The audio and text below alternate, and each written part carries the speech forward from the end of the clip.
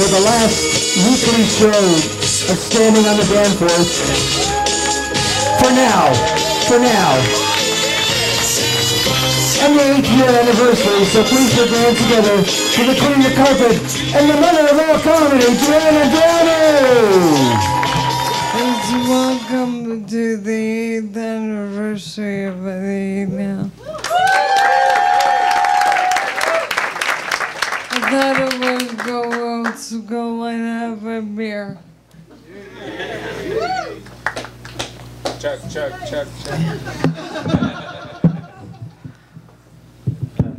So, welcome. I'm surprised that so many of you came. Bitches apprentices. And my dad and mom are here.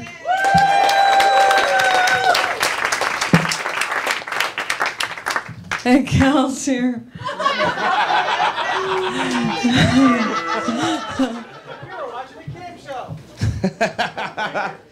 You were here. Thank you, everyone, for coming out. Another big hand for Joanna Downey, everybody. This is awesome.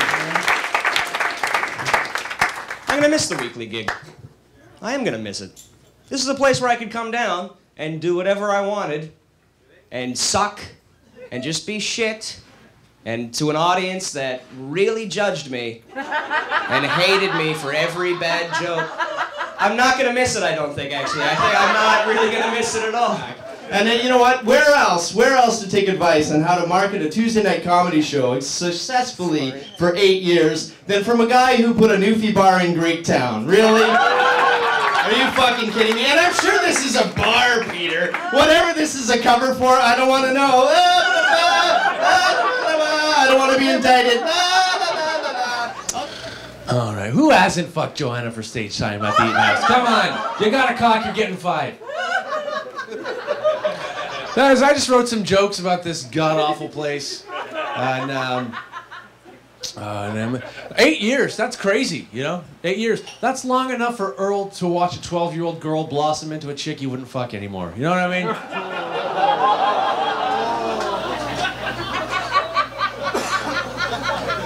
Come on, we all miss Phil.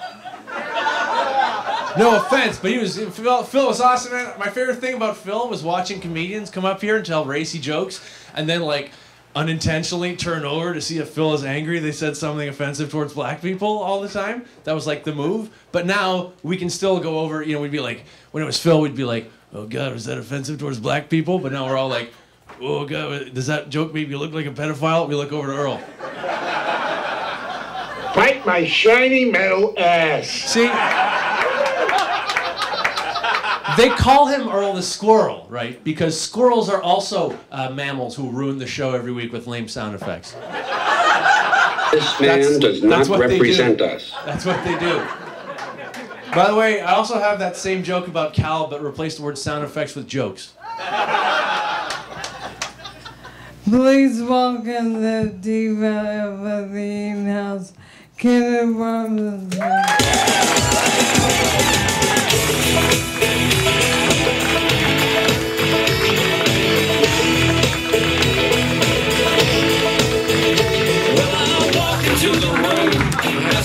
Thank you, Earl, for picking music for me to get fucking lynched by. Thank you.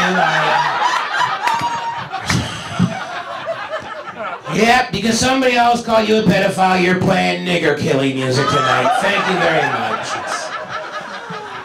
And I was one of the guys that wanted to wait till you were fucking proved guilty, but no, fuck it that way. No. Well, it's been a long time coming here to the Eton House. So there's always a great place to come here and do new material and sell my kids hockey raffle tickets. And there's always school candy bars and when my mom had her leg amputated, I wasn't able to find any buyers for the right shoes, but still a nice place. Still a nice place. But they make it seem like it's the animal's fault in the video. Never the people's fault. It's always poor people. Poor people. Oh, this poor family decided to stop for an upwind barbecue in a part of the jungle the locals call Panther Alley. When out of nowhere, without any warning whatsoever, a panther strikes. Poor people. No, good panther. Fuck these people. They're clearly too stupid to live. Put the panther in the coffin at their funeral and let them jump out and eat the rest of their extended family. Oh, wow, the front row's a lot closer. I'm afraid of you bitches. Speaking of bitches, I was talking to Cleve backstage. I always say to Cleve when I see Cleve, I always say, hey, you sexy bitch. And he always giggles like a girl, which is why it's sexy. And then he says right away, you know, my wife can't do that. She doesn't make that work. And I say, well, that's because she's holding a butt plug. It frightens you. Say hello to my little friend. I'm just saying, it's better to call someone a sexy bitch unarmed. Less threatening. Got another phone call. You got to come in for a test result. I already told you 2 of my children had open heart surgery, so my 3rd child had every test done to him known of mankind to make sure he was all right. Doctor says to me, my wife, well, he checked in a certain gene pool. He may have a rare disease. Oh, what's that rare disease? He actually said to me, have you ever seen those children in Mexico all covered in hair? What the fuck did you just say to me? Are you telling me I'm having a werewolf child? Well, that's not the medical condition. I know that's not the fucking medical condition. That's not the medical condition. Am I having a fucking werewolf baby? Are you fucking kidding me? Are you kidding? What the fuck? We have chlamydia, I have 2 children with fucking open heart surgery, and now a fucking werewolf baby? We should travel the country like a fucked up partridge family. Sing songs about disease and tragedy. Sponsored by Gillette. What's amazing is that Phil was able to keep this room going for 7 years and 10 months, and Earl has had it for 2 months, and we gotta shut the fucking joint down. I don't know how you could screw up playing intro music so bad that they shut the fucking show down, Earl. But we're not just losing a show, we're also celebrating the end of Cal and Cleve's comedy careers. I think they've had a pretty good run, and we're all gonna miss them, but still, it's time. She's obsessed with her nativity scene. She gets very upset. I don't go home. She hits me if I try to mess around with her nativity scene, because I helped her set it up one year. I was like, oh, the baby Jesus isn't there, so I tucked him in, and then she hit me because she doesn't put him in until Christmas Day, because that's when he shows up. Logic.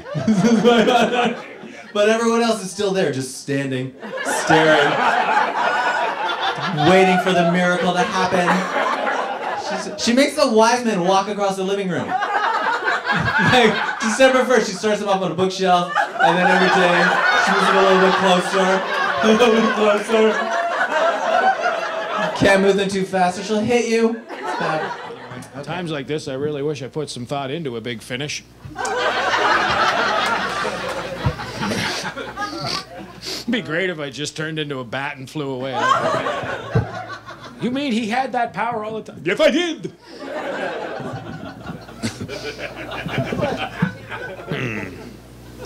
All right, I think, well, you know, hey, okay, seriously, if you've been drinking and driving, you made it this far, so good luck with the rest of it. That's a bad message to end on. Okay, well, I guess so. What the fuck? I'll do Rodney's bit. One of my last ones. I'll do Rodney's bit. This is the Weatherman trilogy. This is 3 celebrities as weathermen. The first celebrity weatherman would be Sean Connery as a weatherman in his native Scotland. Well, it's going to be pissing down rain all day again tomorrow, and well, if you don't like it, fucking move. Right. So second celebrity weatherman would be Sylvester Stallone as a weatherman.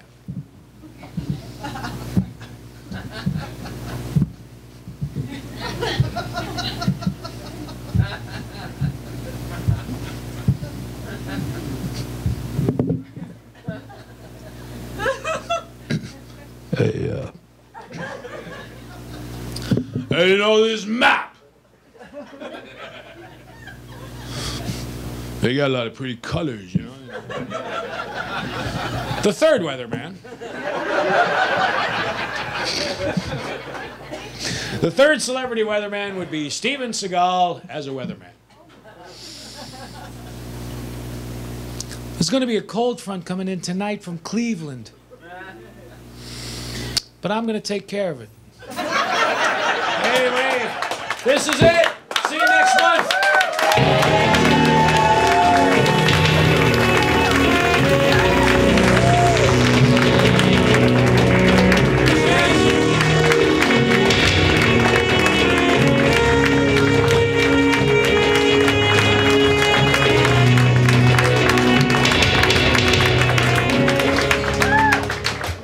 Walker.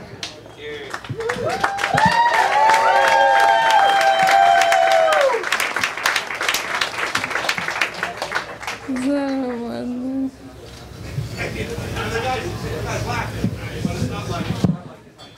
You look hot, Joe.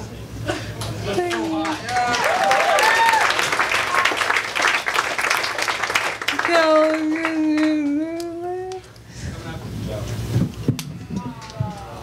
Give me a hug. Give me a hug. Love you. Joanna Downey, everybody.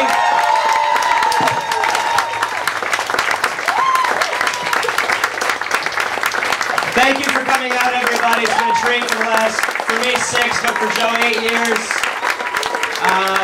We're going to pass around jugs. Teddy Morris is going to be walking through the back. Dr. Ted Morris with a jug. Please donate what you can. It goes directly to the Joanna Downey Foundation, which, unlike other foundations, there's no middlemen. This goes right to Joe's pocket.